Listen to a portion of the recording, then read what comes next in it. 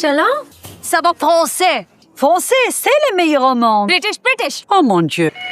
Do you consider yourself a patriot? Ay, Maze! I wonder if you could be so kind to help and direct me to the Arab Culture Center. There is no Arab center here. Not culture, not Israeli culture, not Arab, not culture at all. Special for you to remember Israel.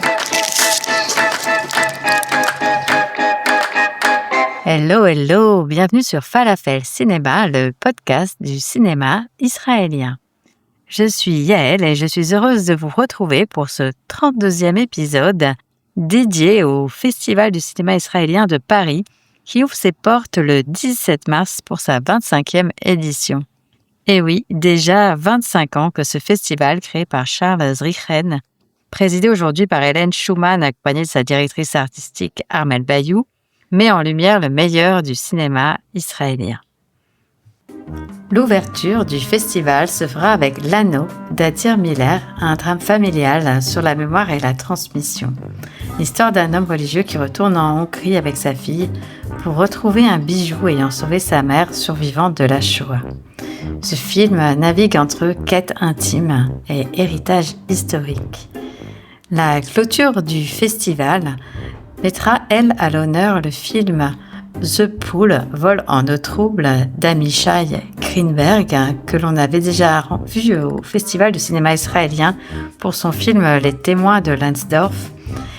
Donc c'est un film qui raconte l'histoire d'un retraité qui prend contact avec sa petite fille pour récupérer ses économies volées dans le casier de la piscine où il est membre assidu.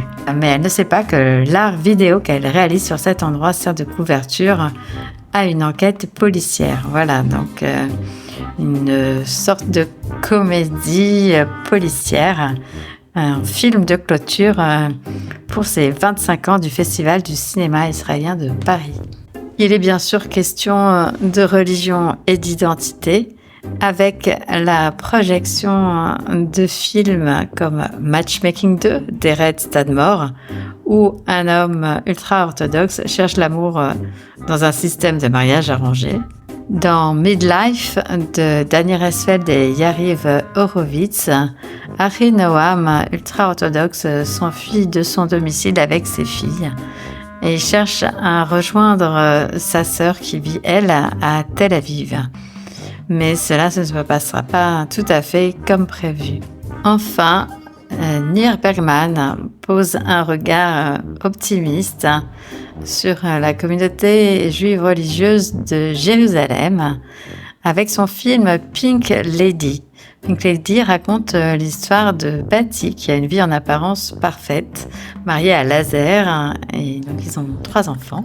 Mais leur monde s'écroule lorsque Lazer est victime de chantage et Bati découvre sa liaison secrète avec son partenaire d'études. Alors elle essaie de faire tout ce qu'elle peut pour le retenir, mais elle ne peut pas, hélas, changer ses véritables désirs. Ce film a eu le prix de la meilleure réalisation au Black Nats Film Festival de Tallinn en 2024. Bien entendu, la thématique de la famille et du couple sont très présentes au festival et on les retrouve cette année avec le film très attendu de Tom Nesher, la fille David Nesher, qu'on surnomme le Truffaut israélien. Tom Nesher que j'avais découvert précédemment lors de la projection de 2 courts-métrages et qui signe son premier long-métrage comme Closer, une histoire d'amour entre une sœur et son frère, et qui est malheureusement inspiré de son propre vécu.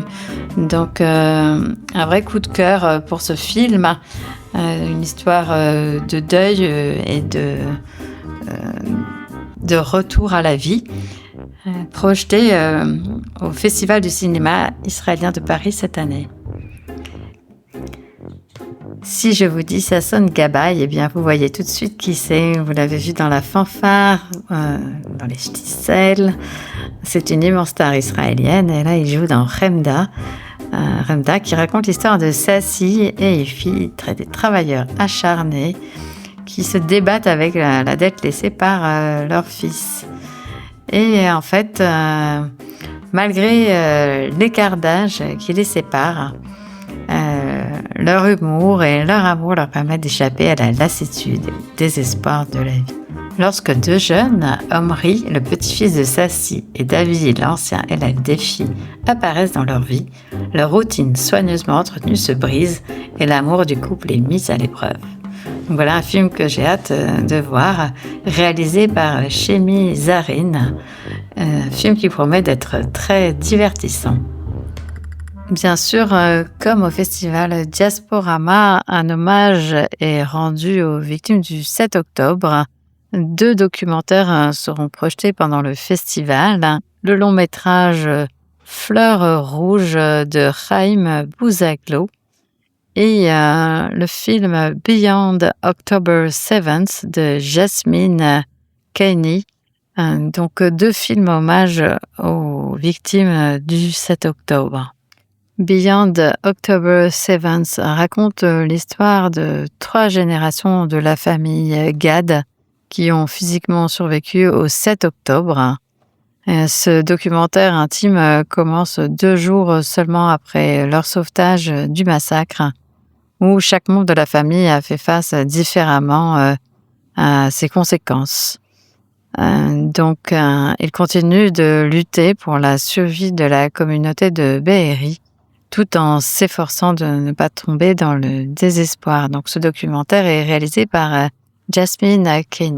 Alors que Fleurs rouges de Chaim Bougazlo revient sur la journée du 7 octobre 2023 à 6h30 du matin lorsque la sirène retentit à Sderot. Annette et Albert, un couple de retraités, s'enferment alors dans l'abri sécurisé. Leur fils, qui leur a rendu visite la veille, est avec ses amis à la fête Nova. Dans ce huis clos va se jouer un drame intense à l'extérieur et à l'intérieur de la maison, car la même horreur se reflète par la fenêtre et sur l'écran de télévision. Ce film retrace donc 24 heures de leur vie. Sur le thème de la mémoire, il y a un film que j'ai très envie de voir qui s'appelle La Propriété, qui est réalisé par Dana Modan et qui est adapté d'un roman graphique de Rutu Modan. Le film raconte l'histoire de Regina, qui, 2 mois après la mort de son fils, se rend en Pologne avec sa petite fille Mika pour récupérer les biens de la famille, confisqués par les autorités polonaises pendant la Seconde Guerre mondiale. Mais Regina a aussi un but plus secret, retrouver son premier amour qu'elle a été forcée de quitter née à 70 ans.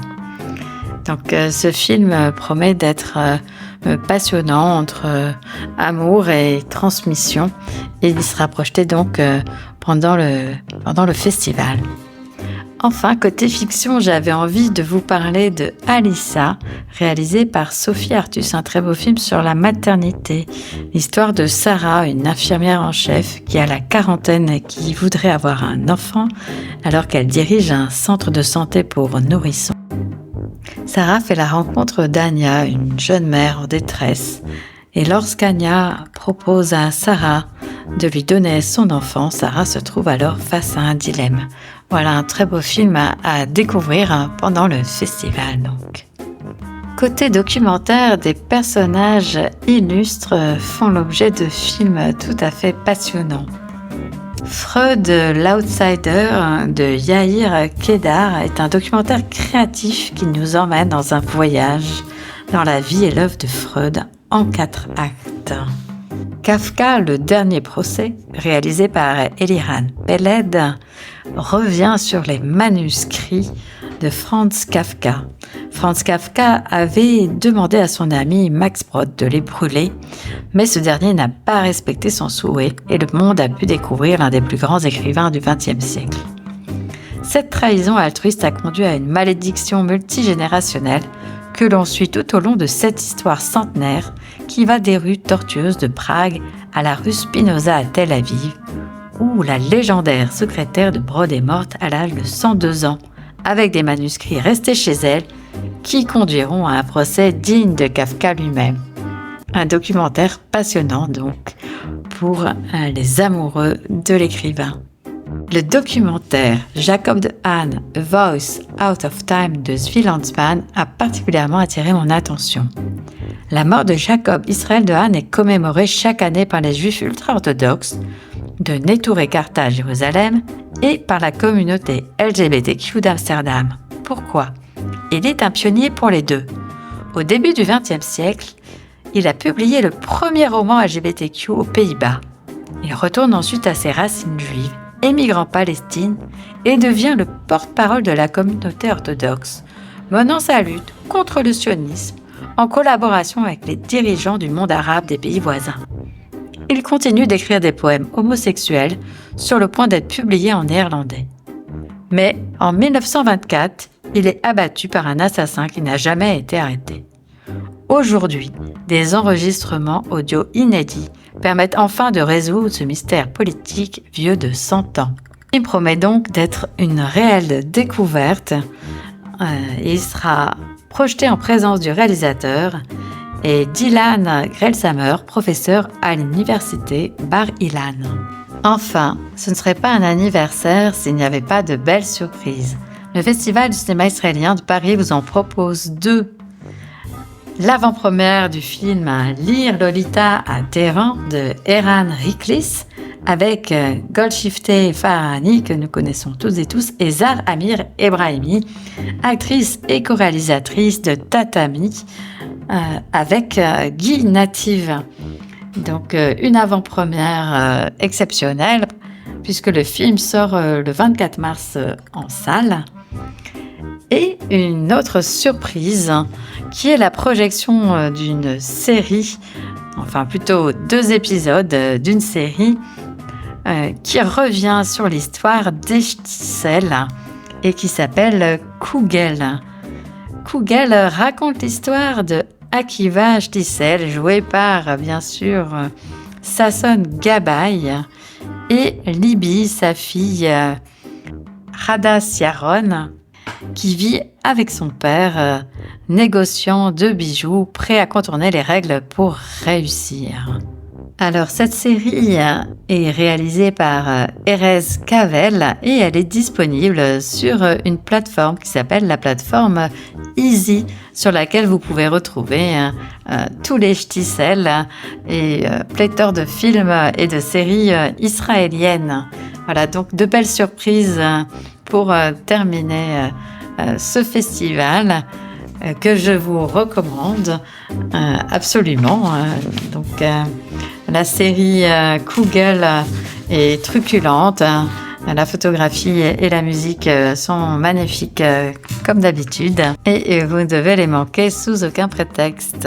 Voilà, je vous remercie d'avoir écouté Falafel Cinéma, un cinéma israélien qui continue de témoigner, d'interroger, d'émouvoir et qui met en lumière des récits universels et des histoires profondément ancrées dans leur époque. Donc ne manquez pas, dès le 17 mars, le Festival du cinéma israélien de Paris vous attend au Majestic Passy. Falafel Cinéma, c'est terminé pour aujourd'hui. Suivez-nous sur Instagram et Facebook et toutes les plateformes d'écoute et retrouvez toute la programmation sur festivalcinémaisraélien.com. À très bientôt pour un nouvel épisode. On se retrouve sur place peut-être, qui sait, au Majestic Passy. Et shalom, shalom. Special for you to remember Israel.